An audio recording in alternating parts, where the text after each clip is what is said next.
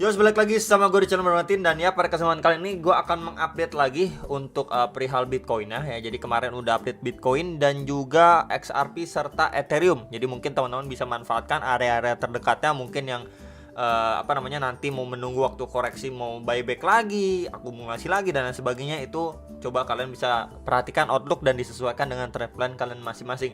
So, ini ada sedikit juga reminder ya, karena kenaikan suku bunga itu dan FOMC statement itu pada tanggal 3 November nanti, itu sekitar jam 1 subuh atau 1 dini hari, teman-teman ya. Ini adalah hal yang kita tunggu-tunggu ya, pelaku pasar benar-benar nunggu. Dan ini juga adanya FOMC press conference juga 30 menit setelah kenaikan suku bunga di tanggal 3 November nanti. Jadi ya, pelaku pasar banyak yang nunggu untuk hal ataupun news event yang benar-benar penting ini. Makanya market itu kan nggak terlalu volatile gitu, teman-teman. Bahkan orang ya cenderung takut dan was-was juga, takutnya dia hawkish lagi ya kan. Maka coba kita pergi ke teknik analisanya. Nah, kalau misalkan kita lihat dari DXY ya, untuk update sekarang ini posisinya dia sudah break ya, secara time frame 4 jam.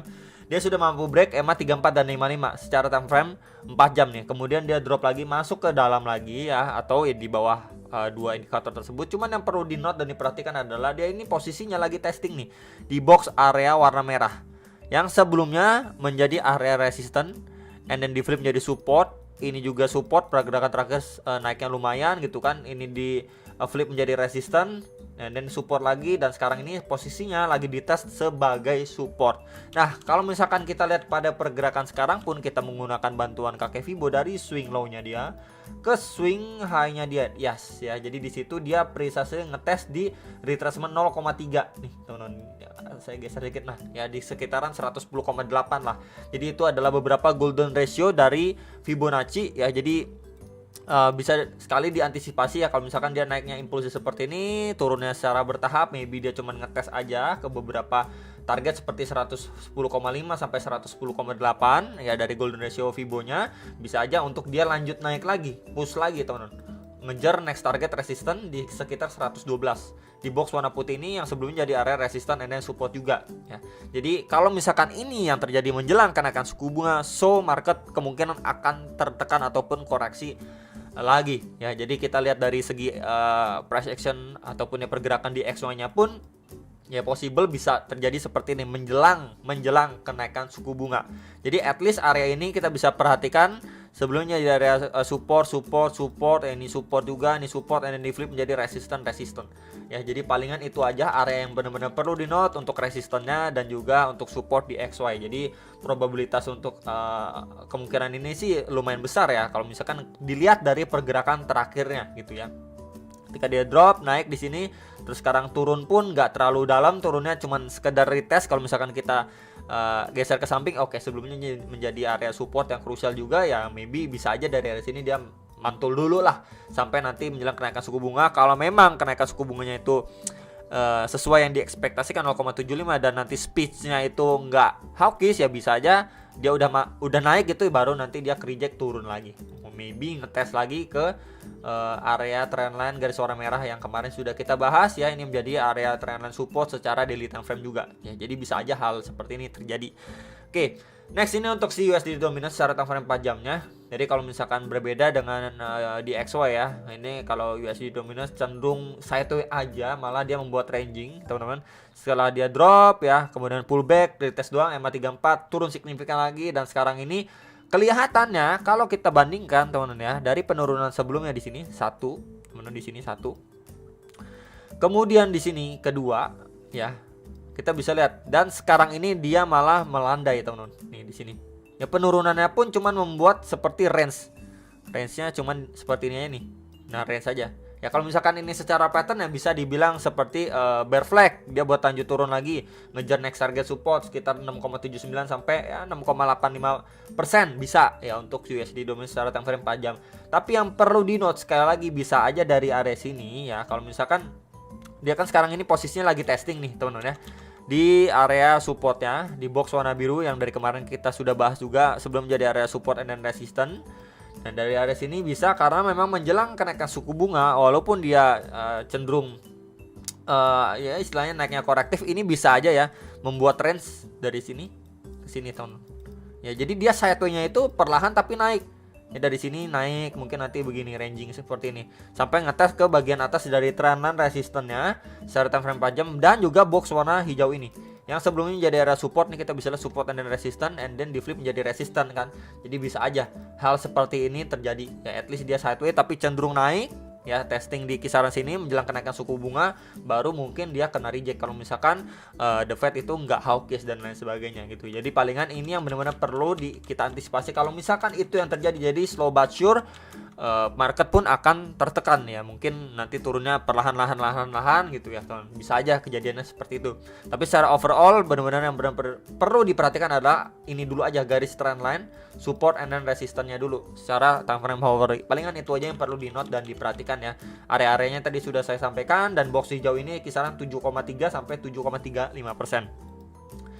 Next ini si Bitcoin secara daily time frame ya. Jadi secara daily time frame pun kita bisa lihat ya, ini kan terakhir kali pembahasan dia udah mampu break ya dari trend resistennya yang sebelumnya memberikan impact powerful lah untuk pergerakan si Bitcoin. Nah sekarang ini kan kemarin juga ada yang nanya, terus sempat saya bahas juga kan.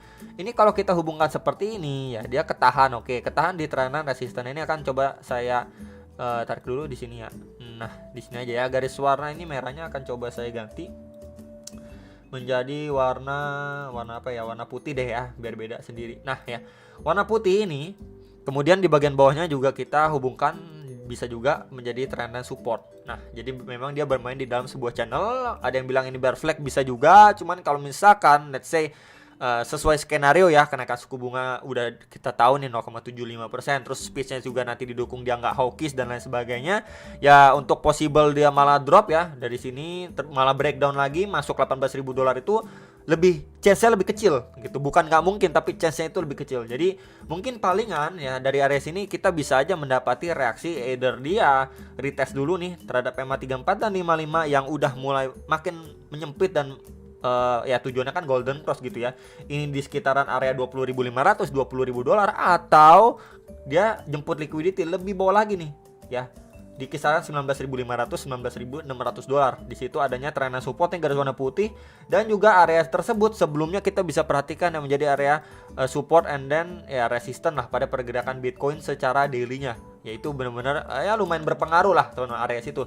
Jadi yang benar-benar perlu di-note untuk posisi saat ini ya ini change-nya untuk si Bitcoin teman-teman.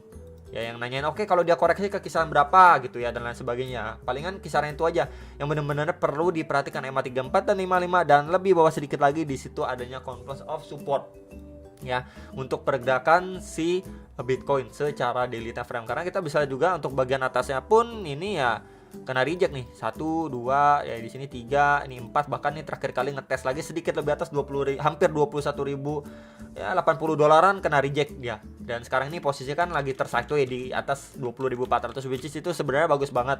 Apakah dia cuman ranging aja gitu ya, atau dia dari sini dia lanjut pelemahan aja yang menjelang kenaikan suku bunga, baru nanti dia dinaikin kembali kalau memang sesuai ekspektasi. Palingan itu yang benar-benar perlu diantisipasi sama kita semua, karena memang waktunya itu udah deket banget ya.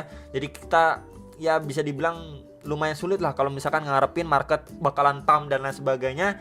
Ya mungkin bisa aja sih naik-naik dikit, tapi kalau misalkan pump keras itu menurut saya sih susah gitu ya. Lebih sulit, bukannya nggak mungkin, karena memang menjelang kenaikan suku bunga biasanya kebanyakan orang itu ya udah wait and see, sabar dulu aja. Sabar dulu sampai nanti clear, udah naik suku bunga udah jelas berapa angkanya, space-nya juga udah jelas, baru mereka taking action di beberapa area. Biasanya kan kurang lebih seperti itu ya. Jadi itu aja menurut saya. Dan untuk next targetnya pun resisten kuat ya, masih di area box warna orange ini sekitaran 21.400 sampai $21.750. Next ini untuk si Bitcoin secara time frame hourly khususnya 4 jam ya. Jadi memang kemarin ini ada saya sampaikan mungkin ada skenario seperti ini ya, ketika dia drop mantul sedikit ya untuk lanjut turun, atau memang dari area sini dia naik lebih tinggi lagi sebelum nanti dia turun karena memang menjelang kenaikan suku bunga. Karena memang kita bisa lihat ya dari penguatan yang terakhir setelah dia breakout ya retest, kemudian dia naik impulsif banget ya, ini kena reject lagi, naik lagi. Ini makin lama kita bisa lihat ya dia ini membuat range, dan power buyer-nya itu kelihatannya itu udah nggak sesignifikan sebelumnya pada pergerakan sebelum. Jadi mungkin kalau misalkan kita bisa menggunakan bantuan kakek Fibo pun dari swing high terakhirnya dia nih di 21.080 dolaran ke swing low-nya dia, maka ya dia ini posisinya cuman lagi testing nih di retracement 0,3. Ini akan coba saya geser sedikit. Ya, ini juga akan coba saya hilangkan aja. Di sini juga saya hilangkan biar lebih jelas. Nah, ya. Jadi dia overall dia posisinya lagi testing nih retracement 0,3 sampai 0,5 di sekitaran 20.500 sekian sampai 20.600 sekian. Dan yang menariknya juga kalau misalkan kita geser lagi ke time frame 30 menit, nah di sini kelihatan lebih jelas. Kenapa skenario pertama itu saya condongnya lebih yakin gitu ya. Lebih yakin ketimbang yang skenario kedua untuk dia lanjut sampai 21.400, 21.600 baru dibawa turun lagi. Karena memang kita bisa lihat di sini. Ini penurunan terakhir kali ya, impulsif banget nih. Bam. Ya. Naiknya kita bisa lihat ini landai banget, coy. Ya, ini landai banget dan bertahap banget nih. Kayak anak tangga. Jadi memang kalau misalkan dari area sini dia mendapati rejection, kemudian drop lagi ya. Ini adalah hal yang sangat-sangat wajar dan nggak bikin kaget gitu. Karena kita lihat juga dari perbandingan candlenya pun udah kelihatan clear banget gitu, teman-teman. Ya, jadi palingan area-area tersebut tadi udah saya sampaikan bisa dipantau sama teman-teman sekalian ya secara time frame hourly maupun 30 menitnya di kisaran 20.500 sekian sampai 20.660 dolar. Itu saya hubungkan ya di sini 1 2 hubungkan ya dari bottom ke bottom garis warna putih. Kemudian untuk garis trendline-nya ini resisten bisa kita gunakan seperti itu. Jadi membentuk seperti triangle pattern. Yes, bisa banget gitu ya.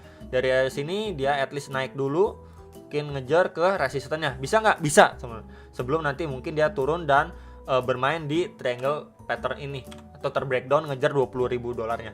Jadi palingan itu aja yang benar-benar perlu diperhatikan sama kita semua untuk si Bitcoin. Nah, jadi hati-hati banget secara low time frame ya atau time frame kecilnya itu big possibility untuk dia turun aja nih dari area sini ngejar 20.000 atau ya memang dari area situ adanya manipulatif dinaikin dulu ya untuk ngejar liquidity ya, jemput lagi ya, dibikin false break lagi sebelum dia turun. Tapi kalau ngejar area sini cenderung lebih sulit menurut saya pribadi. Itu aja dari saya, pandangan saya. Kalian jangan lupa analisa kembali sebelum make decision atas transaksi kalian masing-masing.